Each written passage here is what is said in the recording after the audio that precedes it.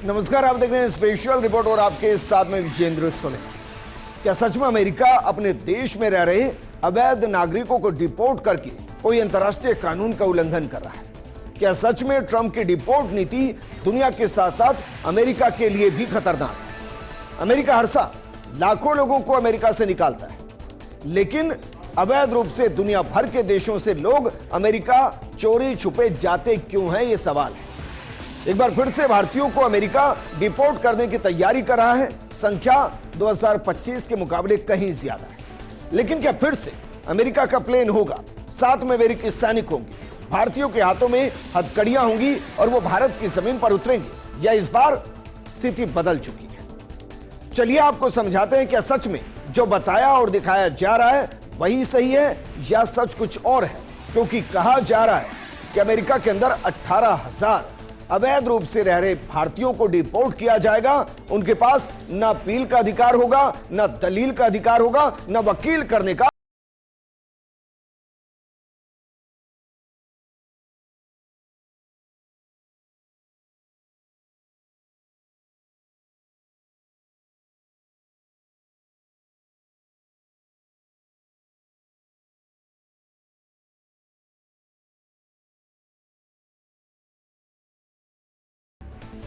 शुरुआत करते हैं एक आंकड़े के साथ। देखिए जरा, बीते साल कितने भारतीयों को अमेरिका से डिपोर्ट किया गया था जो वहां नियमों के हिसाब से कहें कि अवैध रूप से रह रहे थे। 2025 में यूएस टू इंडिया 3,567 भारतीयों को डिपोर्ट किया गया था, जबकि 2025 1 जनवरी से 5 जून के बीच में 1,076 भारतीयों को अभी तक डिपोर्ट किया जा चुका है। अभी 6 महीने बाकी हैं, लेकिन इन 6 महीनों के अंदर क्या वाकई में हजारों की संख्या में जो भारतीय अमेरिका के अंदर रह रहे हैं उनको वापस भारत की सरजमी पर उतार दिया जाएगा? डिपोर्टेशन को लेकर ट्रंप की नीति क्या कह रही है? अमेरिकी राष्ट्रपति डोनाल्ड ट्रंप के डिपोर्टेशन के बड़े अभियान की तैयारी शुरू हो चुकी है। इस बार अमेरिका में बड़ी संख्या में अनडॉक्यूमेंटेड भारतीय निशाने पर हैं। ट्रंप प्रशासन ने डिपोर्टेशन के लिए सैन्य विमानों के इस्तेमाल की तैयारी कर दी है और यह ट्रंप की सख्त इमिग्रेशन नीति की सबसे चर्चित तस्वीर बन चुकी है। अनडॉक्यूमेंटेड भारतीयों को न अपील का अधिकार होगा, न दलील का, न वकील करने का मौका मिलेगा। ट्रंप की इमिग्रेशन, कस्टम एंड एनफोर्समेंट की टीमें लगातार छापे मार रही है और जो अवैध भारतीयों के ऊपर एक्शन होना है उसमें भारत का रुख क्या कह रहा है, जरा इस पर भी नजर डालिए, क्योंकि आपको 2025 की एक तस्वीर याद होगी जिसमें अमेरिकी प्लेन से भारतीयों को उतारा गया था। संख्या थी 106। उनके हाथों में हथकड़ी, पैरों में बेड़ियां थी और उसके बाद संसद में इसको लेकर जोरदार हंगामा हुआ था और भारत की विदेश नीति पर सवाल उठा था। क्या एक बार फिर ऐसा हो सकता है? भारत का इस बार रुख क्या है? विदेश मंत्रालय के अनुसार अगर किसी देश में विदेशी नागरिक गैर कानूनी तरीके से रहते पाए जाते हैं तो उन्हें वापस लेना सभी देशों की जिम्मेदारी है। हालांकि उनकी नागरिकता की जांच पर निर्भर करता है। यह सिर्फ भारत की पॉलिसी नहीं, यह इंटरनेशनल रिलेशन में आमतौर पर माना जाने वाला सिद्धांत है। अब इस बयान के मायने क्या है? क्या इस बयान के मायने यह है कि अमेरिका के अंदर सूची तैयार होगी, उस सूची के अंदर कितने भारतीय हैं उनको वेरीफाई किया जाएगा और वेरीफाई करने के बाद क्या भारतीय सरकार, मोदी सरकार उनको वहां से लेकर भारत आएगी? कैसा होगा? इसको समझने से पहले जरा इस आंकड़े पर गौर फरमाइए, क्योंकि यह आंकड़ा बेहद महत्वपूर्ण है। जरा देखिए, 18,000 अनडॉक्यूमेंटेड भारतीय निशाने पर है, किसके? ट्रंप के, और इनको वापस भारत डिपोर्ट करने की तैयारी चल रही है। सवाल सिर्फ इतना है कि ये सहसम्मान वापस भारत लौटेंगे? भारत सरकार ऐसा करेगी या अमेरिका इन्हें कैदियों की तरह भारत छोड़ने आएगा, डिपोर्ट करने आएगा?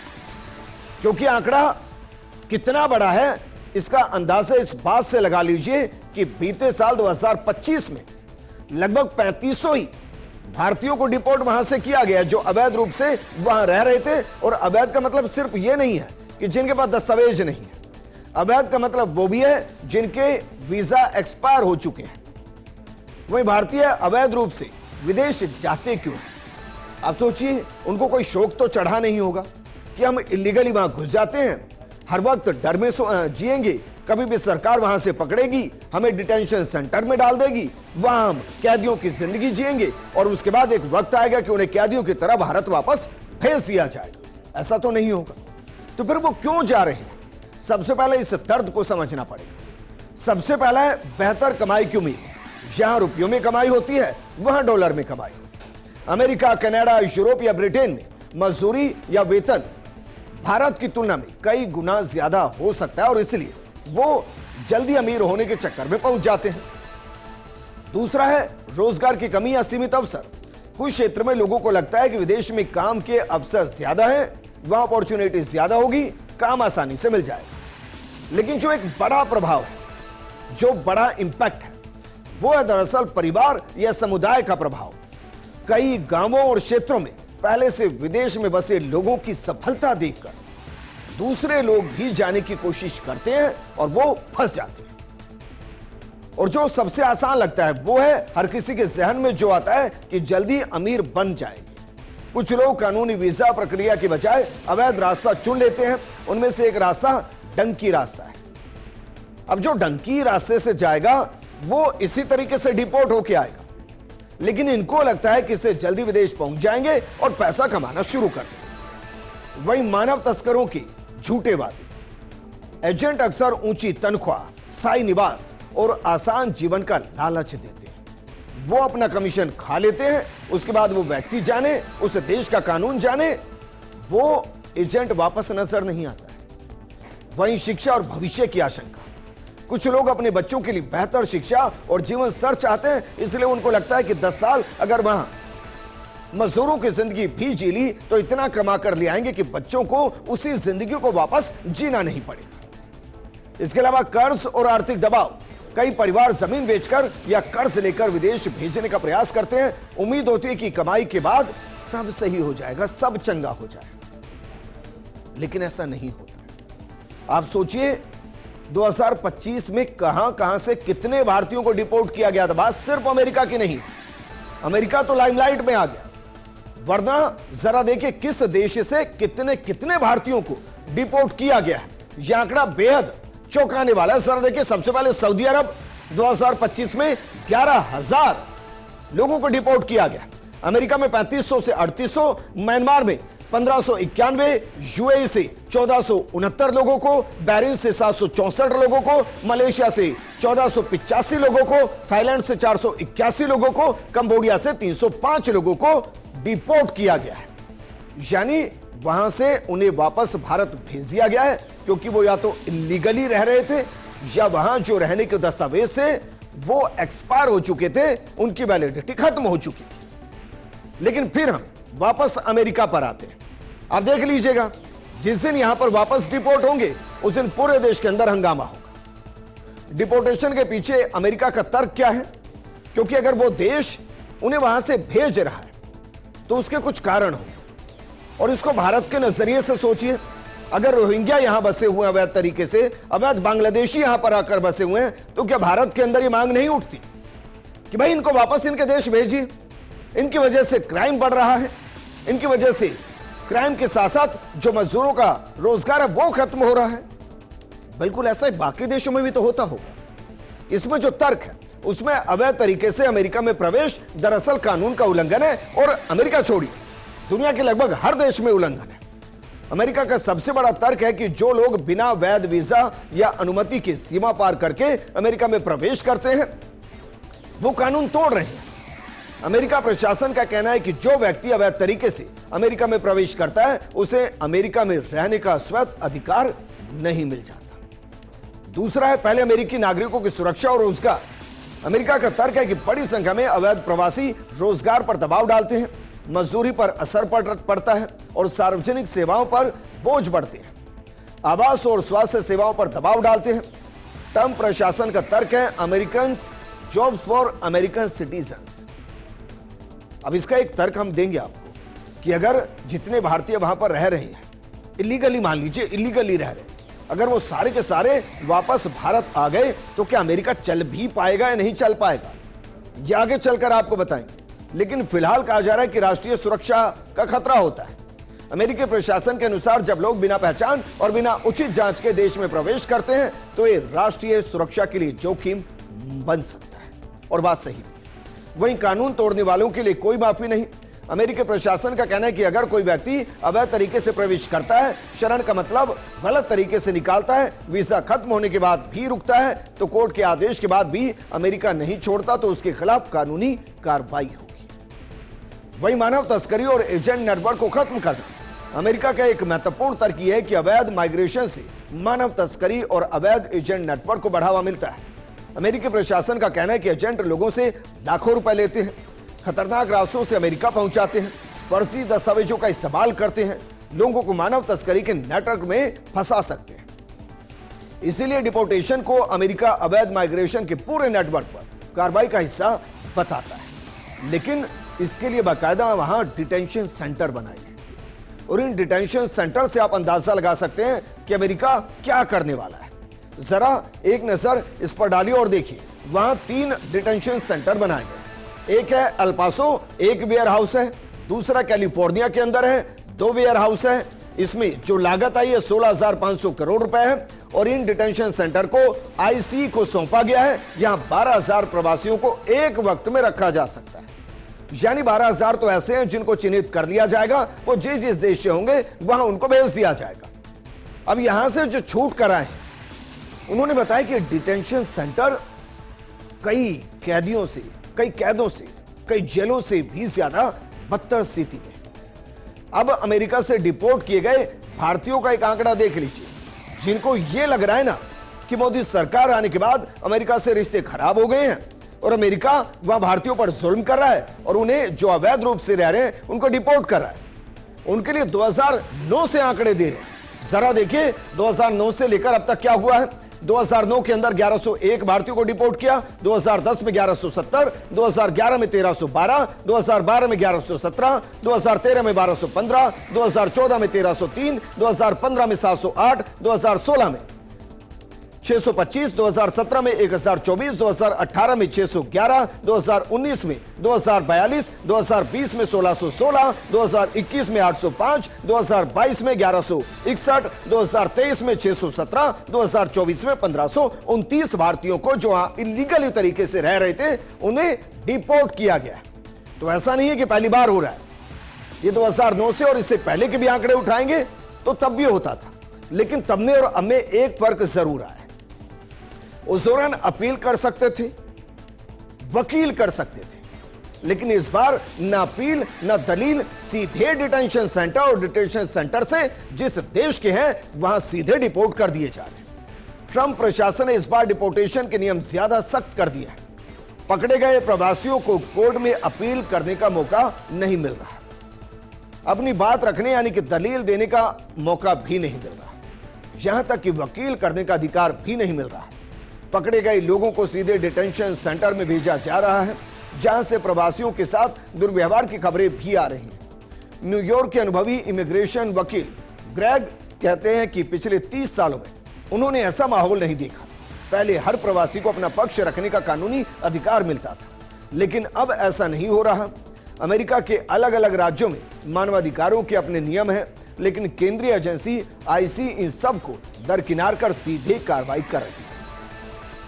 अब इसमें दरअसल समस्या यह है कि कुछ क्या वाकई में ऐसे हो सकते हैं जो अमेरिका में सही तरीके से गए, लेकिन वहां के सिस्टम की वजह से उनको टारगेट कर दिया गया और उन्हें डिपोर्ट करने की साजिशें रच दी गई। इस पर भारत सरकार की जिम्मेदारी है कि वो देखे कि जिनको डिपोर्ट किया जा रहा है उनके दस्तावेजों को देखे और अगर उनमें से किसी के साथ ज्यादती हो रही है तो उसके खिलाफ वैश्विक मंच पर और खासकर अमेरिका के सामने पक्ष रखे और बाकियों को सम्मान के साथ वापस लेकर आए। इनको यह भी लग रहा है कि अमेरिका में सिर्फ भारतीय अवैध रूप से रह रहे हैं। उनको एक और आंकड़ा देते हैं कि इस देश के कितने नागरिक अमेरिका के अंदर अवैध तरीके से रह रहे हैं और उसमें भारत का नंबर कौन से पायदान पर है। जरा यह भी देखिए और उसके बाद यह भी चेक कीजिएगा कि जिन देशों का जिक्र हम करें उनकी पॉपुलेशन क्या है और उस पॉपुलेशन के परसेंटेज के अंदर भारत से जो वहां रह रहे हैं वो पॉपुलेशन का परसेंटेज कितना है। जरा इस आंकड़े पर भी गौर फरमाइए और देखिए। सबसे पहले पायदान पर है मैक्सिको। मैक्सिको से 43 लाख लोग अमेरिका में अवैध तरीके से रह रहे हैं। दूसरा है ग्वाटेमाला, 8.5 लाख लोग। अल सल्वाडोर से 8.5 लाख लोग अवैध तरीके से अमेरिका में रह रहे हैं। होंडुरास से 7,75,000 लोग अमेरिका में गलत तरीके से रह रहे हैं। जो भारतीय हैं, जो एक अनुमानित आंकड़ा है वो 6,80,000 के आसपास है जो अवैध तरीके से अमेरिका में रह रहे हैं। और वेनेजुएला से 6,50,000 जो अवैध तरीके से अमेरिका में रह रहे हैं। तो ऐसा नहीं है कि सिर्फ भारतीय हैं जो इलीगली वहां पहुंचे हैं और रोजगार कर रहे हैं, जो भारत अमेरिका की अर्थव्यवस्था में भागीदारी निभा रहे हैं, वहां के दिनचर्या के कामों को कर रहे हैं, मजदूरी कर रहे हैं। अब सोचिए, वेनेजुएला से 43 लाख है, ग्वाटेमाला, अल सल्वाडोर, इसके बाद होंडुरास, इनके बाद 5वें नंबर पर भारत आता है। जबकि भारत की पॉपुलेशन 140 करोड़ से ज्यादा है और इन सबको मिला लीजिए तो भी 140 करोड़ नहीं होगी। अब जरा देखिए इस डिपोर्टेशन के दायरे में कौन कौन है। बिना वैध दस्तावेजों के अमेरिका में प्रवेश, अवैध तरीके से सीमा पार करना, वीजा अवधि खत्म होने के बाद भी अमेरिका के अंदर ही रहना, इसके अलावा शरण आवेदन खारिज होने के बाद भी देश में रहना, इमिग्रेशन कोर्ट के आदेश का पालन ना करने वाले और गंभीर अपराधों में दोषी पाए जाना और फर्जी दस्तावेजों या गलत जानकारी का इस्तेमाल करने वाले, वो वहां एक तरीके से इल्लीगली रह रहे हैं। अब जरा पिछले 2 सालों में यूएस में डिपोर्टेशन कितना हुआ है इस पर भी एक नजर डालिए, क्योंकि ये आंकड़ा आपको बताएगा। एक आंकड़ा याद होगा आपको, 2025 में कितने भारतीयों को डिपोर्ट किया गया? लगभग 3500। अब आंकड़े पर गौर फरमाते हैं और देखिए 2025 और 24 के अंदर जिनको डिपोर्ट किया गया है, 24 में 2,71,484 लोगों को, 2025 के अंदर 4,42,637 लोगों को अमेरिका से डिपोर्ट किया गया और यह आंकड़ा है 7,14,000 से ज्यादा। अब इसमें भारतीय तो सिर्फ 5,000 के आसपास, बाकी तो दूसरे देशों के हैं। तो ऐसा नहीं है कि अमेरिका सिर्फ भारतीयों को ही निकाल रहा है। यह आंकड़ा बता रहा है कि दुनिया भर में सबसे ज्यादा डिपोर्टेशन मैक्सिको, होंडुरास, ग्वाटेमाला और अल सल्वाडोर के नागरिकों का हो रहा है। भारत तो वैसे भी 5वें नंबर पर अमेरिका में, जिसके 6 लाख के आसपास अवैध रूप से रह रहे भारतीय वहां पर मौजूद हैं। तो जब आपको कोई कहे कि भाई भारतीयों को निकाला जा रहा है, तो उनको बताइएगा कि 7,14,000 में से बीते 2 साल में अमेरिका ने जिनको डिपोर्ट किया है वो सिर्फ 5,000 के आसपास, और उनमें से जिनको बेड़ियों के अंदर लेकर आए वो सिर्फ 106 हैं। उसके बावजूद हो हल्ला होता है। लेकिन हम ये कह रहे हैं कि अगर कोई इलीगली वहां रह रहा है तो उस देश के कानून के हिसाब से वो गलत है। लेकिन बतौर भारतीय अगर हमें पता चल रहा है कि वो मजबूरी में वहां पहुंचा है मजदूरी करने के लिए, तो फिर उसको सह सम्मान वापस लाना भारत सरकार की जिम्मेदारी, क्योंकि वो भारतीय है। अब जरा भारतीयों को डिपोर्ट करने में अमेरिका के आगे कई देश हैं। सऊदी अरब रहा। राज्यसभा में पेश किए गए विदेश मंत्रालय के आंकड़ों के अनुसार 2025 में 81 देशों से 24,600 से ज्यादा भारतीयों को डिपोर्ट किया गया है। सबसे ज्यादा डिपोर्टेशन अमेरिका से नहीं बल्कि सऊदी अरब से हुआ है। सऊदी में 12 महीनों में कुल 11,000 से ज्यादा भारतीयों को डिपोर्ट किया गया। वहीं साल 2025 में अमेरिका से केवल 3500 से 3800 भारतीयों को डिपोर्ट किया गया। अब जरा यह भी देख लीजिए कि यह लिस्ट पूरी की पूरी 2025 में अमेरिका ने जिन देशों के अवैध रूप से रह रहे नागरिकों को अमेरिका से निकाला है, उस सूची के अंदर भारत कौन से पायदान पर है, एक नजर इस पर भी डालिए और देखिए।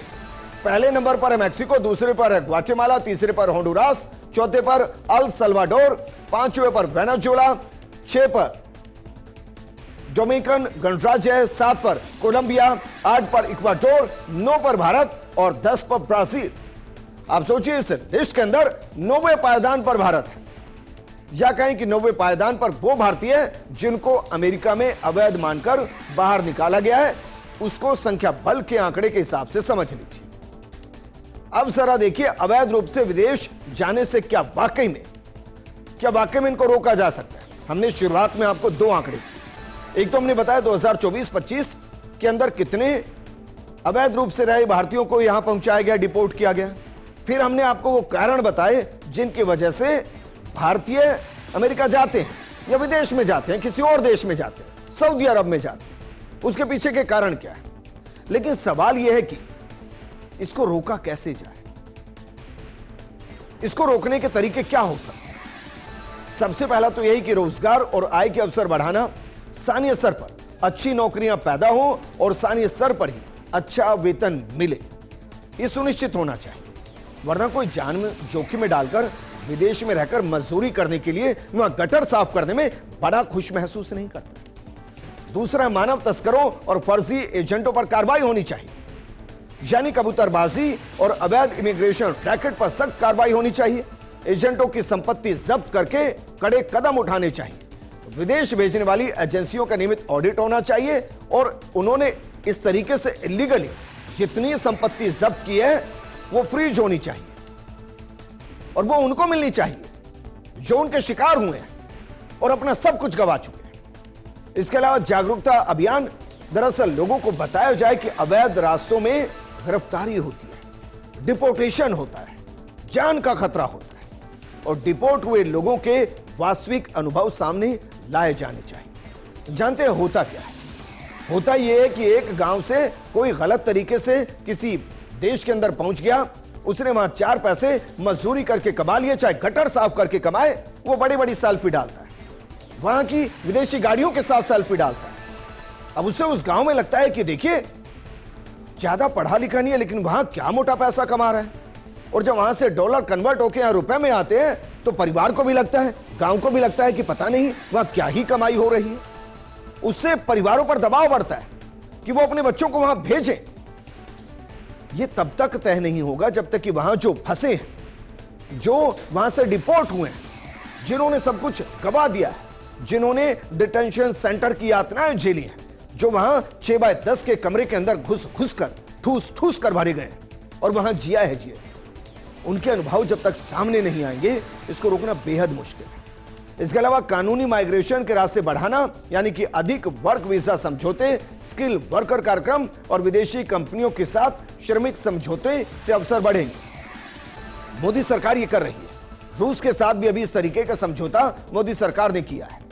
इसके अलावा दस्तावेज सत्यापन मजबूत करना, मसलन एयरपोर्ट और सीमा जांच को और सशक्त बनाना, फर्जी पासपोर्ट, फर्जी वीजा और नकली दस्तावेजों पर तुरंत कार्रवाई होनी चाहिए।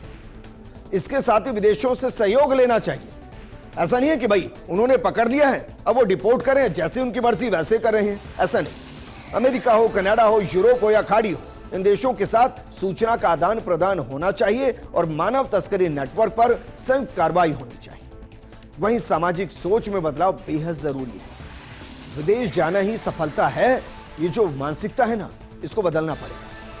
भारत में सफल उद्यमियों, पेशेवरों और रोजगार सर्जनकर्ताओं के उदाहरणों को बढ़ावा देना होगा और परिवार को एक चीज तो सोचनी पड़ेगी कि आप अपने बेटे को अपने ही देश में स्वाभिमान से कम पैसे कमाते हुए देखना चाहते हैं या एक दूसरे देश में उसे मुजरिम बनकर डिटेंशन सेंटर में महीनों कैद होते हुए और फिर अपमान के साथ वापस भारत आते हुए देखना चाहते हैं। यह परिवारों को तय करना है। लेकिन सच है, बड़े पैमाने पर डिपोर्टेशन से अमेरिका पर भी संकट पड़ेगा। ऐसा नहीं है कि अमेरिका के अंदर समस्या नहीं है, बेशक अमेरिका कुछ कहे, क्योंकि अवैध प्रवासियों के बड़े पैमाने पर डिपोर्टेशन से अमेरिकी अर्थव्यवस्था पर गहरा संकट आएगा।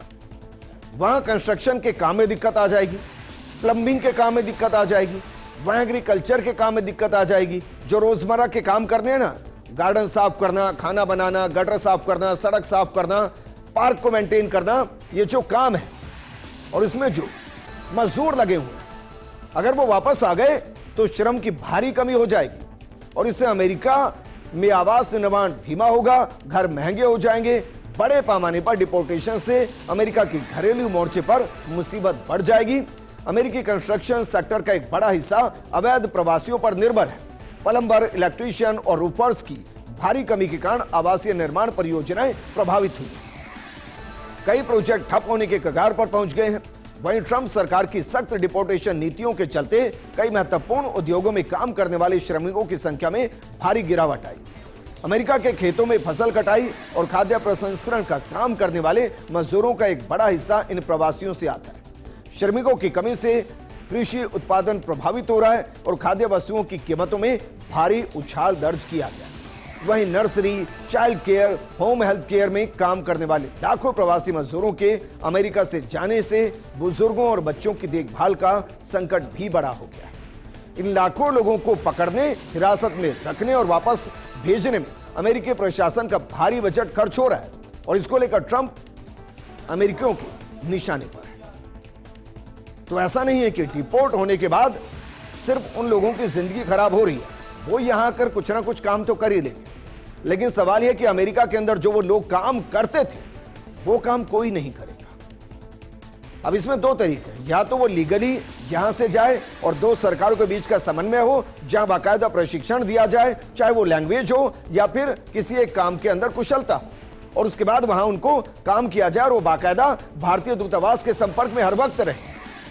लेकिन ऐसा अभी तो नहीं हो रहा। अभी जो हो रहा है वो डिपोर्टेशन हो रहा है और अमेरिका में पहली बार हो रहा है कि जहां ना अपील होगी, ना दलील होगी, ना वकील होगी। इसलिए भारत सरकार की तरफ भी सब देख रहे हैं कि अमेरिका से जो आएंगे वो सम्मान के साथ आएंगे या कैदियों की तरह। इस प्रोग्राम में फिलहाल इतना ही। नमस्कार।